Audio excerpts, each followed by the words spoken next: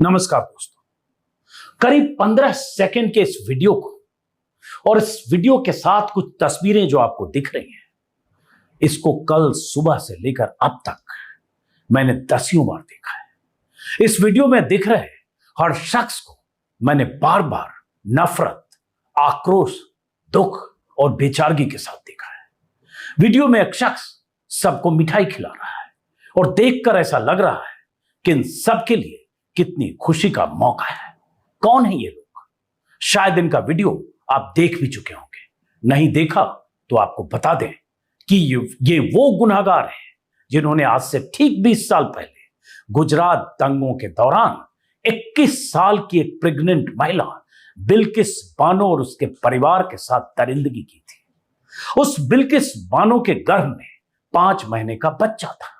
उसके साथ रेप किया गया। उसकी गोद से उसकी 3 साल की बेटी को छीनकर पटक कर मार डाला गया। उसके परिवार के 7 सदस्यों की बेरहमी से हत्या कर दी गई। उम्र कैद की सजा काट रहे इन सभी गुनहगार को करीब 14 साल जेल में रहने के बाद आजादी के अमृत महोत्सव के दिन ही जेल से छुटकारा दे दिया गया। इनकी आजादी की खबर सुनकर बिल्किस आज टूटी हुई है, दुखी है, विचलित है, सन्नाटे में है, सुन्न है। बिल्किस के लिए एक शेर अगर कहें गालिब के शब्दों में, रही न ताकते गुफ्तार, और अगर हो भी तो किस उम्मीद पे कहिए कि आरजू क्या है। यही हाल है बिल्किस का। और इस वीडियो में जो चेहरे आपको दिख रहे हैं, मिठाई खाते हुए, माला पहने हुए, जश्न के माहौल में, उनके नाम है जसवंत भाई, गोविंद भाई, शैलेश भट्ट, राधेश्याम शाह, विपिन चंद्र जोशी, केसर भाई, बाका भाई, राजू भाई, मितेश भट्ट, रमेश चंद्र। यही वो चेहरे हैं, ये वही लोग हैं जिनके चेहरे बिल्किस ताउम्र नहीं भूल पाएगी। 15 अगस्त की सुबह जब देश के प्रधानमंत्री मोदी लाल किले के प्राचीर से झंडा फहराने के बाद आजादी के अमृत महोत्सव के मौके पर देश को संबोधित करते हुए नारी के सम्मान का जिक्र कर रहे थे, हमारी मानसिक विकृति का जिक्र करते हुए नारी के सम्मान के लिए संकल्प लेने की बात कर रहे थे, ठीक उसी वक्त उनके ही गृह राज्य गुजरात में गोधरा जेल से बिल्किस बानो के इन 11 गुनहगारों को रिहा करने की तैयारी चल रही थी। इधर मोदी का भाषण खत्म हुआ। मोदी के भाषण पर देश भर में चर्चा शुरू हुई और दोपहर बाद शाम आते आते खबर आ गई कि गोधरा जेल से बिल्किस के आरोपियों को, दोषियों को, गुनहगारों को और दरिंदों को रिहा कर दिया गया। और उसके बाद तस्वीरें आने लगी कि रिहाई के बाद कैसे वहां जश्न का माहौल है, मिठाई खिलाई जा रही है, जेल के बाहर तस्वीरें खिंचवाई जा रही है, उनका स्वागत हो रहा है, माला पहनाया जा रहा है और बहुत कुछ हो रहा है जिसे देखकर बिल्किस टूट गई है, रो रही है, दुखी है। उसे अंदाजा नहीं था कि एक दिन ऐसा भी आएगा जब वो गुनहगार जिनके चेहरे आज भी उसे याद है, वो गुनहगार जिसे बिल्किस ताउम्र नहीं भूल सकती है, वो गुनहगार कभी जेल से ऐसे बाहर आ जाएंगे, मिठाई खाएंगे, माला पहनेंगे और जश्न मनाएंगे। बिल्किस चुप है, बोल नहीं सकती, बोलने की स्थिति नहीं है। उसके बारे में बात करते हुए मेरे रोंगटे खड़े हो रहे हैं। कल शाम ये वीडियो बनाने की मैं हिम्मत नहीं कर पाया क्योंकि बार बार उस वीडियो को देखते हुए, इस वीडियो को देखते हुए, एक एक शक्ल को देखते हुए, एक एक शख्स को देखते हुए इनका 20 साल पहले का चेहरा याद कर रहा था। कैसे होंगे ये लोग? आज किसी की उम्र 60 साल है, 65 साल है, लेकिन तब 20 साल पहले ये वो लोग हैं जिन्होंने कईयों को मारा, कईयों के साथ रेप किया और बिल्किस के साथ जो किया उसका मैंने जिक्र किया। आज के इंडियन एक्सप्रेस में बिल्किस बानो के बारे में उनके पति के हवाले से कुछ खबर छपी है। मैं चाहता हूं पहले वो बताऊं, फिर आपको यह भी बताऊं कि क्या बिल्किस बानो के इन गुनहगारों को जेल के भीतर लंबे वक्त तक रखा जा सकता था? जब इन्हें उम्र कैद की सजा हुई तो 14-15 साल के बाद इन्हें जिस तरह से रिहा किया गया, क्या इनकी रिहाई रुक सकती थी? ये आगे बताऊंगा। उससे पहले आज के इंडियन एक्सप्रेस में बिल्किस के पति रसूल के हवाले से खबर छपी है, सुनिए गौर से। एक्सप्रेस में जो खबर है उसका मैंने हिंदी तर्जुमा किया है, उसके बाद थोड़ा कानूनी पहलू और साथ में ये कि क्या प्रधानमंत्री मोदी और क्या गुजरात सरकार इन गुनहगारों को सलाखों के पीछे रोक सकती थी, और अगर रोक सकती थी तो ये बाहर क्यों आए, वो भी तब जब बिल्किस के साथ जो कुछ हुआ उस पर हजारों पन्ने बीते 20 सालों में लिखे जा चुके हैं।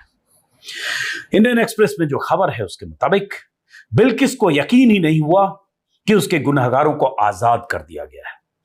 एक्सप्रेस के संवाददाता ने जब उससे बातचीत करने की कोशिश की तो बिल्किस ने कहा, प्लीज मुझे अकेला छोड़ दीजिए, मैंने अपनी बेटी सालेहा के लिए दुआ की है। वो सालेहा जिसकी उम्र तब 3 साल थी जब 3 मार्च 2002 को बिल्किस के साथ बलात्कार हुआ था और सालेहा को मार दिया गया था।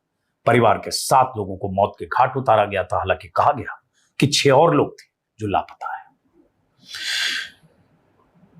बिल्किस के पति रसूल ने इंडियन एक्सप्रेस से कहा कि जब हमने जाना कि उन 11 गुनाहगारों को छोड़ दिया है तो हम बुरी तरह शॉक्ड, सुन्न और विचलित हो गए हैं।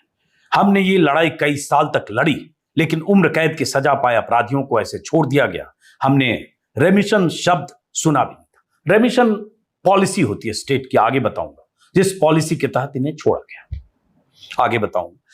हमें पता भी नहीं था कि ऐसे भी किसी को छोड़ा जा सकता है। जिस तरह कसूरवारों को फूल माला पहनाकर और मिठाई खिलाकर उनका स्वागत किया गया है, उसके बाद से बिल्किस दुख और उदासी में डूबी हुई है, ये उसके पति ने कहा है। किसी से बात करने की हालत में नहीं है। हमें पता है कि सारे गुनहगार अब अपने घर पहुंच गए हैं। ऐसा नहीं है कि पहले पैरोल पे ये घर नहीं आए थे, कई बार छूट कर आए, लेकिन हमने ये नहीं सोचा था कि इस तरह से रिलीज होकर घर आ जाएंगे, रिहा होकर घर आ जाएंगे, जो आ गए हैं। 2002 में बिल्किस के साथ जो जघन्य घटना हुई, जिस ढंग से उसके सामने 3 साल की बेटी की हत्या हुई, जिस ढंग से उसके सामने उसके साथ दरिंदगी हुई, उसके बाद उसकी हालत क्या होगी कोई भी कल्पना कर सकता है। इससे बुरा किसी के साथ क्या हो सकता है। अब हम एकांत में रहना चाहते हैं, अपने बच्चों के लिए सेटल होना चाहते हैं, सेटल करना चाहते हैं। हमें डर भी है, लेकिन भविष्य के बारे में हम आपको क्या बताएं। ये बिल्किस के पति रसूल ने कहा। बिल्किस की उम्र अभी 41 साल है, तब बिल्किस की उम्र 21 साल थी। पंचमहल जिले में यह मामला है। पंचमहल जिले के कलेक्टर कैसे छूटे गुनहगार, उसके बारे में भी एक्सप्रेस ने जो खबर छापी है। जो कमेटी होती है जिसने कमेटी ने फैसला किया रेमिशन पॉलिसी के तहत कि इनकी सजा कम की जाए, सजा माफ की जाए और इनकी रिहाई हो जाए। 14 साल न्यूनतम अवधि होती है, उम्र कैद में वो काट चुके हैं, तो उस पर आगे बताऊंगा। बहरहाल एक्सप्रेस ने जो खबर छपी है, पंचमहल जिले के कलेक्टर सुजल मात्रा, जिन्होंने जेल एडवाइजरी कमेटी की अध्यक्षता करते हुए इन दोषियों को जेल से छोड़ने का फैसला किया है, उनका कहना है कि सर्वसम्मति से लिया गया फैसला था। कलेक्टर साहब के मुताबिक सर्वसम्मति से, गौर करते जाइएगा शब्दों को, सर्वसम्मति थी कि इन दरिंदों को छोड़ दिया जाए। 14 साल बहुत हो गया। कलेक्टर साहब के मुताबिक दोषियों ने 14 साल जेल में गुजारे थे। रेमिशन या प्रीमेच्योर रिलीज के लिए उनका आवेदन 3 महीने पहले आया था।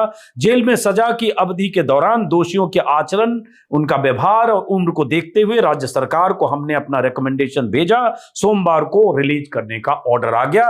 उसी दिन रिलीज करने का ऑर्डर आ गया जिस दिन प्रधानमंत्री मोदी लाल किले पर नारी सम्मान की बात कर रहे थे, नारी को सम्मान देने का संकल्प लेने जैसी बात कर रहे थे। उसी दिन इन गुनहगारों को रिलीज करने का ऑर्डर आ गया।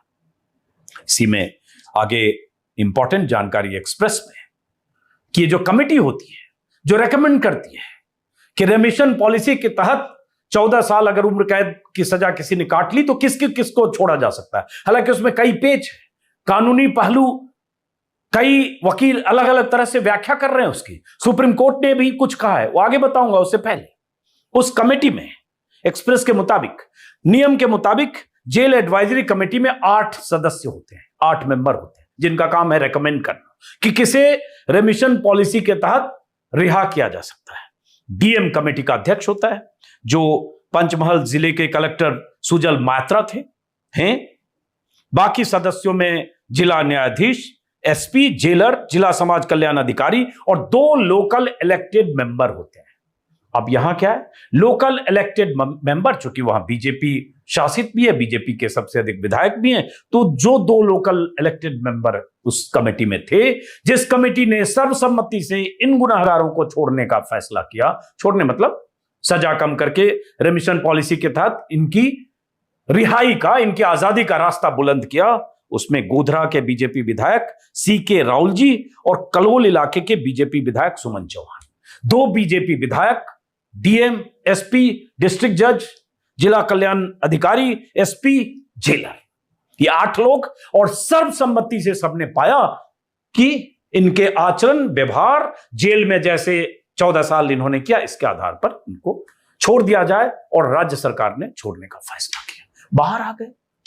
अब जो भी बिल्किस बानो के बारे में जो कुछ हुआ बिल्किस बानो पर, और आप अगर एक इंसान है तो एक बार बिल्किस बानो का नाम टाइप करके उसके साथ जो हुआ पढ़िएगा। मैं कल शाम से लेकर आज तक सैकड़ों पन्ने पढ़ चुका हूं, अलग अलग लेख, उस वक्त की बातें, कोर्ट में क्या कहा, बिल्किस बानो कैसे संघर्ष करती रही, कैसे उसे इंसाफ मिला, कैसे ये गुनहगार जेल गए, उसके पहले इन गुनहगारों को बचाने की कोशिशें हुई, कैसे पुलिस ने 2002 में लीपापोती करने की कोशिश की, कैसे बिल्किस बानो को एनएचआरसी का दरवाजा खटखटाना पड़ा, कैसे सुप्रीम कोर्ट तक जाना पड़ा, कैसे सीबीआई की जांच हुई, और कैसे सीबीआई की जांच इस नतीजे पर पहुंची कि ये दोषी थे।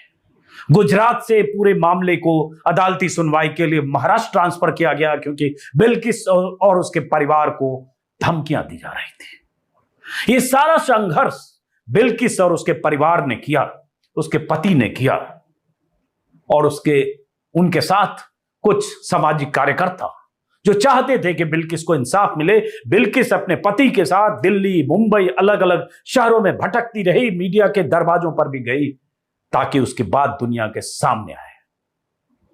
और आज क्या करे बिल्किस? आज उसके पास विकल्प क्या है? सिर्फ सन्नाटा, मौन, त्रासदी, दुख, बेचारगी, लाचारगी, आक्रोश, अफसोस और आगे को लेकर चिंता। ये तस्वीरें बार बार बिल्किस बानो और उसके पति को बहुत पीड़ा देगी, मुझे दे रही है, इंसान है तो आपको भी देगी। क्या करे बिल्किस? प्रधानमंत्री मोदी के उस भाषण को सुने, प्रधानमंत्री मोदी के उस भाषण में उनके भाव भंगिमा को देखे कि कैसे वो नारी सम्मान की बात कर रहे हैं। यकीन कर ले कि वाकई नारी सम्मान को लेकर इतने चिंतित हैं। देश के सत्ताधीश गुजरात के मुख्यमंत्री तब नरेंद्र मोदी ही थे। बहरहाल इस मामले में गुजरात के जो एडिशनल चीफ सेक्रेटरी होम है राजकुमार, उन्होंने कहा है, जो इंडियन एक्सप्रेस में खबर छपी है उसमें उन्होंने कहा है 11 दोषियों ने कुल 14 साल जेल की सजा काटी। नियम के अनुसार उम्र कैद का मतलब होता है कम से कम 14 साल की सजा। उसके बाद दोषी माफी के लिए अपील कर सकता है। इसके बाद इस पर फैसला करना राज्य सरकार का काम होता है। गौर से सुनिए, इस पर फैसला करना राज्य सरकार का काम होता है। जो रेमिशन पॉलिसी है, इस पर फैसला करना, किसको छोड़ना है, किसके आचरण को देखकर छोड़ना है, यह राज्य सरकार का काम होता है। यह दायरा राज्य सरकार का है। बहरहाल इसके बाद एलिजिबल कैदियों को जेल सलाहकार समिति के साथ ही जिले की लीगल अथॉरिटीज के सलाह पर माफी दी जाती है। जिन पैरामीटर्स को ध्यान में रखा गया उसमें उम्र, अपराध की प्रवृत्ति और जेल में व्यवहार।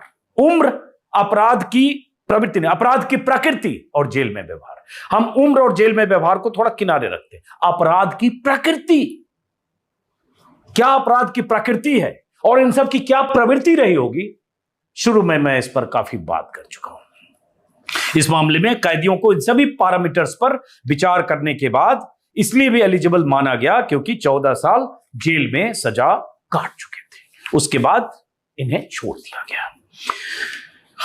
जब सीबीआई कोर्ट में सुनवाई हो रही थी तो जो दलील, सबूत, तर्क वितर्क, उसमें उस वक्त की दरिंदगी के जो किस्से फाइलों में दर्ज है, कुछ उसको भी सुनिए और देखिए, समझिए। इंडियन एक्सप्रेस के मुताबिक द वायर ने हिंदी में छापा है। इंडियन एक्सप्रेस के मुताबिक अपने फैसले में विशेष अदालत के जज ने बिल्किस की हिम्मत भरी गवाही को मुकदमे का अहम बिंदु बताया था। जज ने एक नाबालिग की गवाही और पीड़ितों के 100 की तस्वीरों, पीड़ितों के शव की तस्वीरों जिसमें उनके पांव में जूता चप्पल नहीं था पर भी विचार किया था और कहा था मौका वारदात से शवों को बिना जूता चप्पल के घसीटा गया, जो दिखाता है साजिश की गई थी। अदालत में यह भी कहा था और अदालत ने फैसले में यह भी कहा था कि बिल्किस ने सुनवाई के दौरान सभी आरोपियों की शिनाख्त की थी। उन्होंने अदालत में कहा कि उनमें से ज्यादातर को जानती थी, वो उनके परिवार के यहां दूध खरीदने आया करते थे और जो ये आया करते थे इनके नाम, जो गुनहगार हैं इस वीडियो में उनके नाम जसवंत भाई, गोविंद भाई, शैलेश भट्ट, राधेश्याम शाह, विपिन चंद जोशी, केसर भाई बोहानिया, बाका भाई, राजू भाई, मितेश भट्ट, रमेश चांदना, ये सब शामिल है। ये कोर्ट में जो सुनवाई के दौरान या कोर्ट ने अपने फैसले में कहा है। अभियोजन पक्ष के मुताबिक 3 मार्च 2002 को बिल्किस के साथ सामूहिक बलात्कार किया गया, प्रताड़ित किया गया और अहमदाबाद, जहां से उसके परिवार के 17 सदस्य शहर में फैले दंगे से बचकर निकले थे, 250 किलोमीटर दूर रणदीकपुर में मरने के लिए छोड़ दिया गया। अभियोजन पक्ष के मुताबिक अदालत की फाइलों में दर्ज है, इस समूह पर लाठी और तलवार से हमला किया गया, जिसमें बिल्किस की बच्ची समेत 8 परिजनों की मौत हो गई, 7 परिजन लापता हो गए। अगले दिन 4 मार्च को जिस पहाड़ी पर उसके परिवार को मारा गया था, वहां से केवल एक स्कर्ट पहने खून से लथपथ बिल्किस मदद मांगने के लिए नीचे उतरी। उन्हें एक आदिवासी महिला मिली जिन्होंने बिल्किस को कपड़े दिए। इसके बाद होमगार्ड से मिली, एक होमगार्ड से मिली जो उन्हें शिकायत दर्ज करवाने के लिए थाने ले गए। बिल्किस ने इंसाफ के लिए लंबी लड़ाई लड़ी और जिसका जिक्र मैंने आपको किया है। अब आप खुद सोचिएगा कि ये रेमिशन पॉलिसी जिसके तहत राज्य सरकार ने अपने अधिकार का इस्तेमाल करते हुए इन गुनहगारों को छोड़ दिया, इसका क्या मतलब निकाला जाए। अब विकल्प क्या था, उसको लेकर मैं अलग अलग वकीलों की राय डिफरेंट वेबसाइट्स पर देख और पढ़ रहा हूं।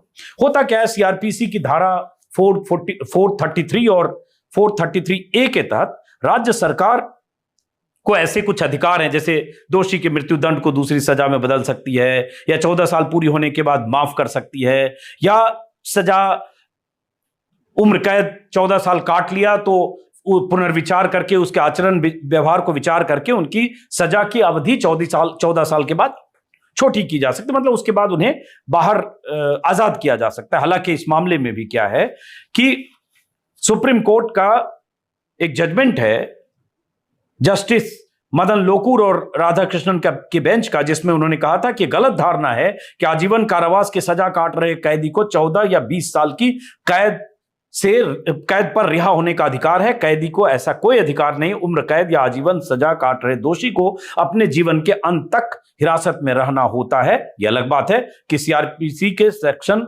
432 के तहत संबंधित सरकार को किसी भी छूट या रेमिशन से रिहा करने का अधिकार है। यह बात हो गई।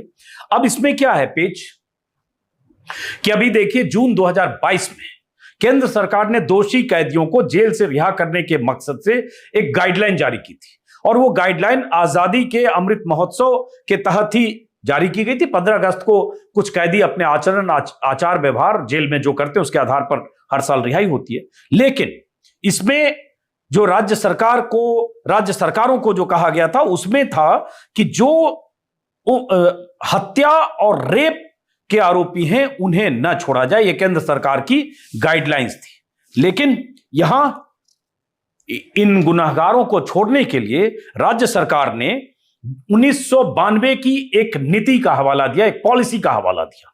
वो पॉलिसी क्या है, क्योंकि इसमें हुआ यह था कि इन गुनहगारों में से एक शख्स सुप्रीम कोर्ट गया और उसने सुप्रीम कोर्ट से कहा कि हमने 14 साल की सजा काट ली है, इसलिए अब हमारी रिहाई होनी चाहिए रेमिशन पॉलिसी के तहत। सुप्रीम कोर्ट में सुनवाई हुई। सुप्रीम कोर्ट ने कहा कि इस मामले में राज्य सरकार फैसला करे और अपनी पॉलिसी के तहत करे। यह सुप्रीम कोर्ट ने राज्य सरकार पर छोड़ा और यह कहा कि 2014 की जो मौजूदा नीति थी उसके इसमें एक पेज है कि गुजरात में रेमिशन पॉलिसी 2 है। एक 2014 जो अमेंडमेंट के बाद है, संशोधन हुआ, और एक 1992 की जो पॉलिसी है उसके तहत उसमें रेप का जिक्र नहीं है या अपराध की का जो तरीका है उसका जिक्र नहीं है। किसी को भी माफी 14 साल के बाद मिल सकती थी अगर उम्र कैद है तो। उसमें समय से पहले रिहाई में यह मामला नहीं था, मतलब कैटेगरी नहीं थी या कोई पाबंदी नहीं थी। लेकिन 2014 में जो संशोधन हुआ उसमें रेप, हत्या ऐसे मामलों में रेमिशन पॉलिसी लागू नहीं होती है। लेकिन राज्य सरकार का कहना है कि सुप्रीम कोर्ट ने कहा कि चूंकि ये कन्विक्ट पहले हो गए थे 2008 में और 2014 में पॉलिसी आई दूसरी, इसलिए इनको पहले की पॉलिसी के आधार पर इन पर फैसला करिए और पहले की पॉलिसी जो 1992 की थी उसके तहत इनके बारे में विचार किया गया और उसके बाद इन्हें रिहा किया गया। ये अलग बात है फिर कि गृह मंत्रालय ने जो 10 जून को सभी राज्यों को चिट्ठी लिखकर कहा था जिसमें बलात्कार के दोषी और उम्र कैद की सजा भुगत रहे कैदी को रेमिशन का फायदा न मिले या उन्हें रिहा न किया जाए, तो राज्य सरकार ने यहां बीच में अपने हिसाब से यह देखा 1992 की पॉलिसी। अब यहां मैं देख रहा हूं कुछ जो कानूनी पहलू हैं, कई वकील हैं, उनकी अलग अलग राय है। कुछ एडवोकेट्स का कहना है कि अगर किसी ने रेप किया या अपराध किया और वो पहले से अगर कन्विक्टेड है और बाद में अगर कानून बदल गया या सजा के प्रावधान बदल गए तो उसको बैकडेट से उस पर लागू नहीं होगा। लेकिन मैं ये भी देख रहा हूं कि कुछ सीनियर एडवोकेट्स कह रहे हैं कि इस मामले में ये कि 92 की पॉलिसी कुछ और थी, 14 की पॉलिसी और थी, सवाल रिहाई का है, यहां वो मामला नहीं लागू होगा। यहां उनको 2014 के हिसाब से रेमिशन पॉलिसी पर विचार करना चाहिए था और उनकी रिहाई नहीं होनी चाहिए थी। एक और बात जो बृंदा ग्रोवर और कुछ वकीलों का मैं देख रहा हूं,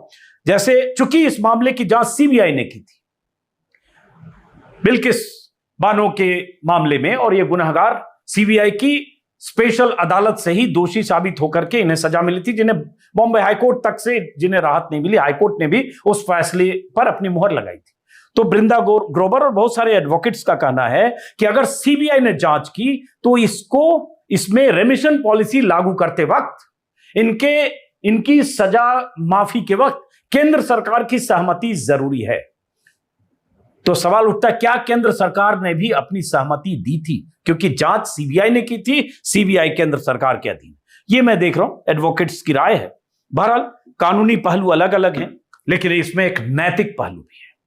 नैतिक पहलू जिसका जिक्र प्रधानमंत्री मोदी अपने भाषण में करते हैं, एक मानवीय पहलू भी है, क्योंकि बिल्किस के साथ जो हुआ कहने की जरूरत नहीं है, रेयर ऑफ द रेयरेस्ट। ऐसे मामले में क्या राज्य सरकार इन 11 गुनाहगारों की रिहाई रोक सकती थी, या क्या राज्य सरकार इन 11 गुनाहगारों के मामले में रेमिशन पॉलिसी का इस्तेमाल करते हुए या रेमिशन पॉलिसी के तहत अपने अधिकार का इस्तेमाल करते हुए जेल की जो एडवाइजरी कमेटी थी इनकी रिहाई को रोक सकती थी, या उस पॉलिसी का इस्तेमाल इनके पक्ष में होने से रोक सकती थी? बहुत सारे वकीलों का कहना है कि ये राज्य सरकार के अधिकार में था और राज्य सरकार चाहती तो इनकी रिहाई नहीं होती। अब ऐसे इसमें कानूनी कई पेचीदगी है, पहलू है, मैं भी थोड़ा समझने की कोशिश करूंगा। फिलहाल इनकी रिहाई हो गई है, जश्न का माहौल है। बिल्किस के घर पे मातम है और बहुत सारे एडवोकेट्स जो सोशल एक्टिविस्ट हैं वो लगातार अपनी राय व्यक्त कर रहे हैं। जैसे एक महमूद प्राचा है, उन्होंने कहा कि सजा माफी का सवाल तब उठता है जिस दिन आप सजा माफी का आवेदन करने के योग्य होते हैं, उस दिन सजा माफी का जो कानून लागू होता है उसी के आधार पर सजा माफी के आवेदन पर फैसला देना होता है। मतलब ये सजा माफी जो इन्हें हुई है ये 2014 के रेमिशन पॉलिसी के तहत इनकी माफी नहीं हो सकती थी, क्योंकि तब उम्र कैद और रेप के मामले में रेमिशन पॉलिसी 14 साल के बाद माफी के अख्तियार नहीं देता है। ऐसे तमाम तरह की बातों के बीच सिर्फ आपको छोड़े जाता हूं बिल्किस बानो के साथ जो दरिंदगी हुई उसको याद करते हुए, प्रधानमंत्री ने जो भाषण दिया उसको याद करते हुए, और कुछ नैतिक सवालों के साथ क्या इन गुनहगारों 14 साल या 14.5 साल जेल में रहने के बाद राज्य सरकार की जो अख्तियार है उसका इस्तेमाल करते हुए बाहर आना चाहिए था या बाहर आने देना चाहिए था? ये सवाल आप पर छोड़ता हूं। फिलहाल नमस्कार।